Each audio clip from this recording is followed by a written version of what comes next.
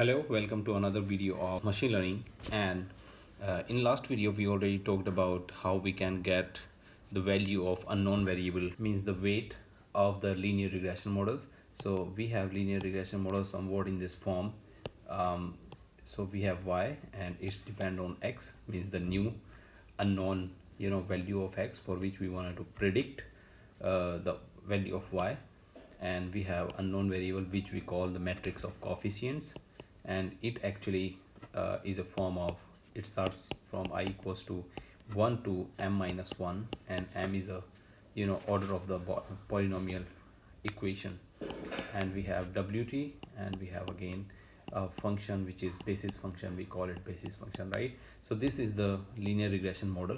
In last video we discussed the method of minimizing the error function for all of the possible values of w, and we just find out that the w, the perfect value of unknown variable, means w will be the one where the error function, error of w for the sample space, means the training data points, is minimum as possible. So this is what we already discussed in last video. So this was the one approach to find out the optimized value of w, means unknown coefficient. In this video we will discuss another approach to find out the value of w, matrix of unknown coefficients in linear regression models. And in this video we will try to understand another approach, which is probabilistic approach. So we already talked about in our last series of lectures where we discussed what are dependent variables, what are independent variables of a sample space. To apply this probabilistic model of machine learning on the training data set, we need to make some assumptions, right?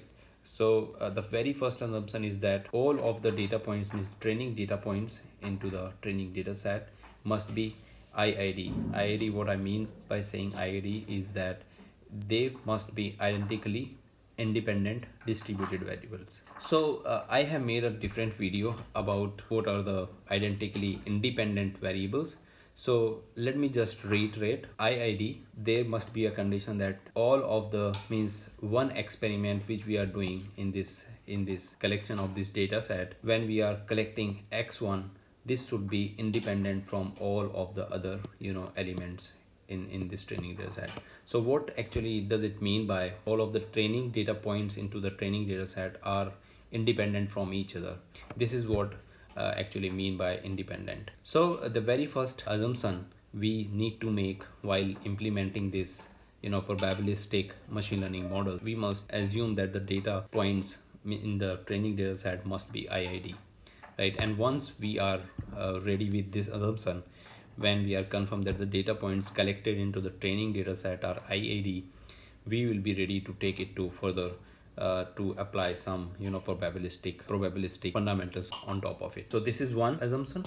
The second assumption is that every time we are getting T1 into the training data set itself, so this T1 means T1 is somewhat function of x1, and what we are assuming is that every T itself is a function of predicting function, means linear regression function, and some Gaussian noise. This is what our second assumption is. T here is the final output, and y xw is the linear regression model, means we are giving this x1 to the model and we are getting some value, and this value is added with some Gaussian noise, and this Gaussian noise is a zero mean Gaussian random variable with precision, means precision is beta, and beta is equals to 1 by sigma square, where sigma is the standard deviation of this data set. So when we are ready with this, we can come up with the next formula of it, which is probability of t, and t is the matrix of all of the data points. Probability of this t is dependent on x, and x again is the matrix, this one we are talking about, and w is the unknown variable, and beta is the precision we are talking about. Now in this equation we have everything with us, but we wanted to find out these two variables. One is w naught coefficients in this equation, and the next target would be finding beta, and we need to find out these two values by using this experiment. First, let me go back to the Gaussian distribution itself.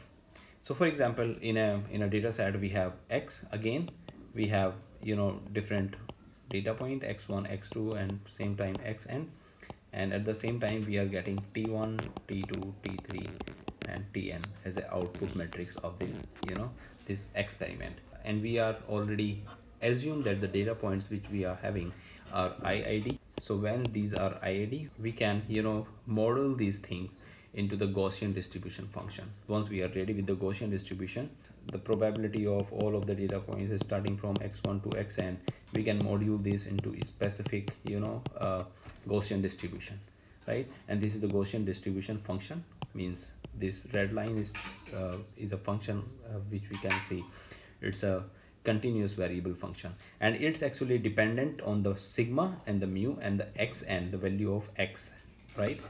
By using this formula, this Gaussian distribution, we can get out the probability of a specific range, of a specific continuous range. We can find out this probability of x is dependent on two variables, which is sigma and standard deviation, and we can get out this probability by getting the dot product of all of the data points inside the sample space, means inside the training data set. So x1 is starting from 1 to n. We are talking about n different data points in the training data set. Once again, go back to this Gaussian distribution function. So we are actually interested in finding out the value of sigma and mu and sigma square, such that the probability of getting x would be maximum. So the probability of getting x would be maximum somewhat here, as I am drawing. This is the area which actually telling about that the probability of getting x is maximum. This is the area. So we are interested in finding out this mu, and we are interested in finding out the sigma square, which is standard deviation of the data set. These are two unknown variable.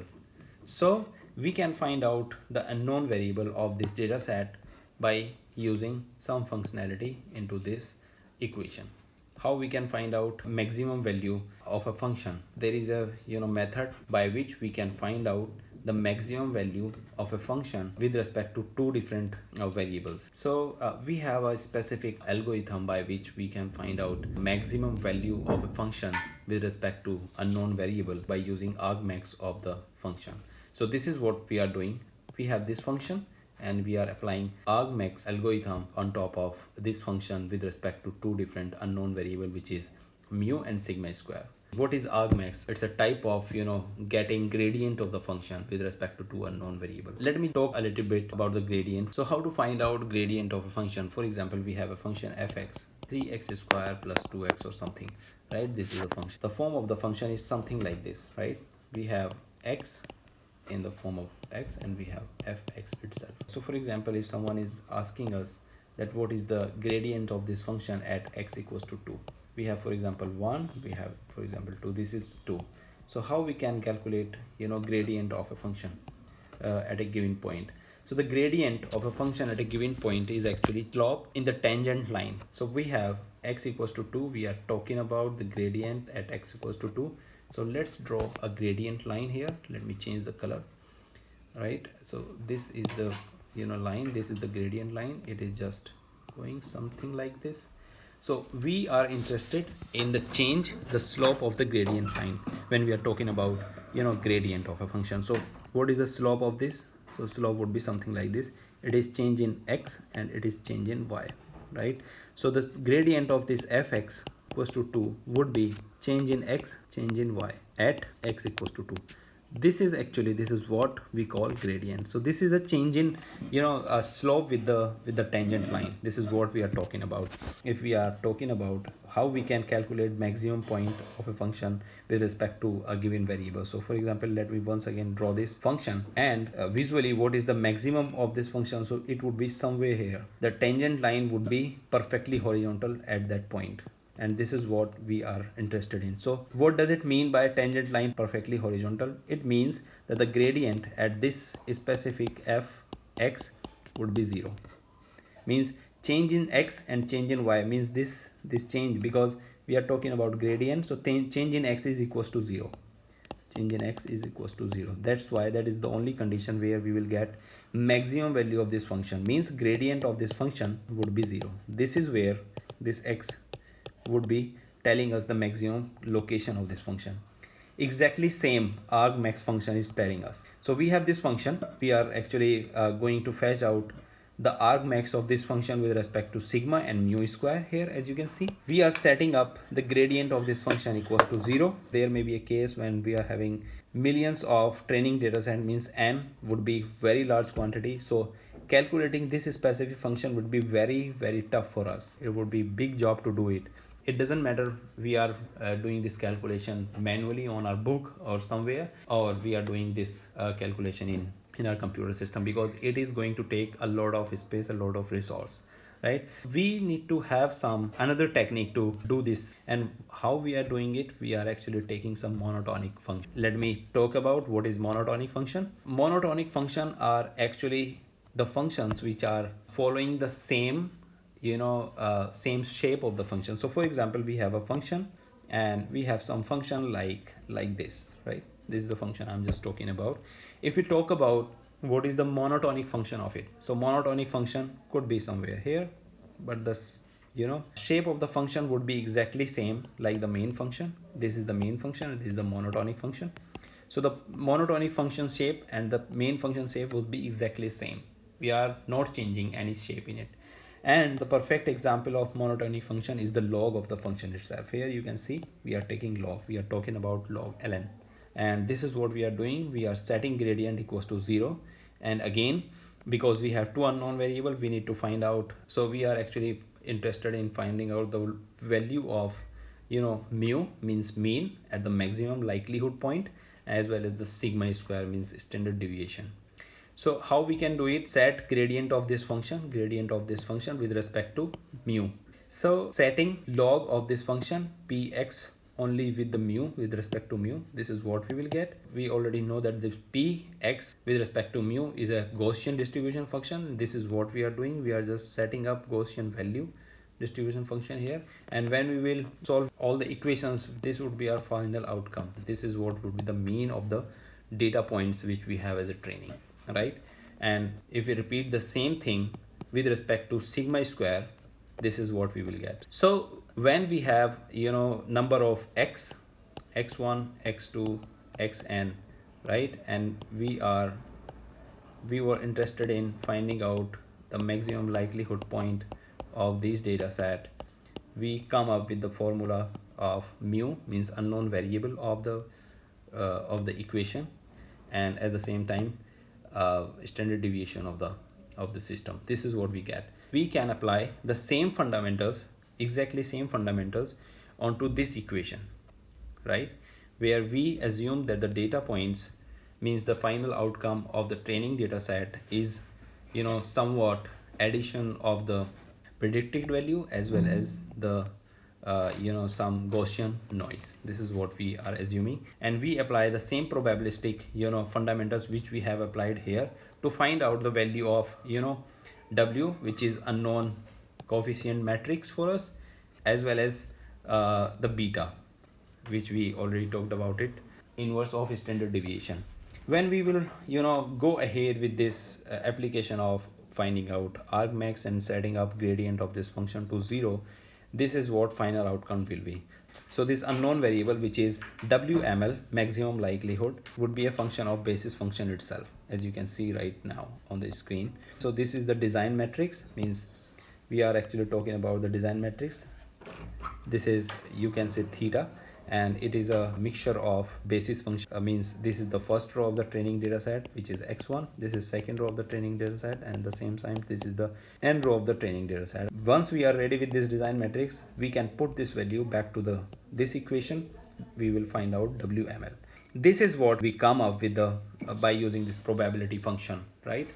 So by using this probability and this design matrix, we will be able to find out the optimized value of unknown variable, which is WML, in this linear regression model. And once we are ready with this WML, we can put this value here, and we already have x unknown variable for some new variable, and by using this x and w, we can find out the new value, which is y of xWML. So I hope you understand the fundamental of application of this probabilistic model, and getting out the value, the optimized value of WML by using training data set. We can use this fundamental while building machine learning models. So in next video, we will try to hands-on by using Python on some training data set to predict some function